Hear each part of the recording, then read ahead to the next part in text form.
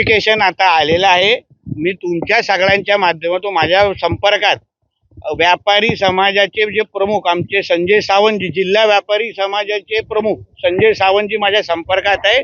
मी आमदार होतो तेव्हा जिल्हावासियांवर टोल लागायला दिला नाही, म्हणून टोल अगर चालू पण झाला तर MS-07च्या कुठल्याही गाड्याला टोल लागणार नाही।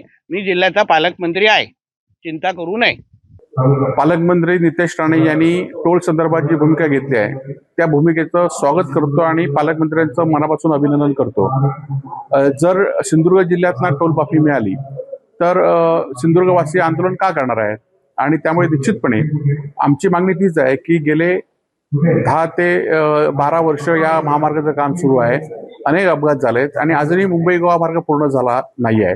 त्यामुळे हा टोल नाका सुरू करू नये आणि त्याचबरोबर हा टोल नाका सुरू करताना जर पालकमंत्र्यांनी जर सकारात्मक भूमिका घेतली की टोल माफीची सिंधुदुर्गवासियांना, तर आमचा त्यांना पाठिंबा राहील आणि ही भूमिका जी घेतली आहे ती मात्र प्रत्यक्षात येऊन देत एवढीच अपेक्षा आमची आहे।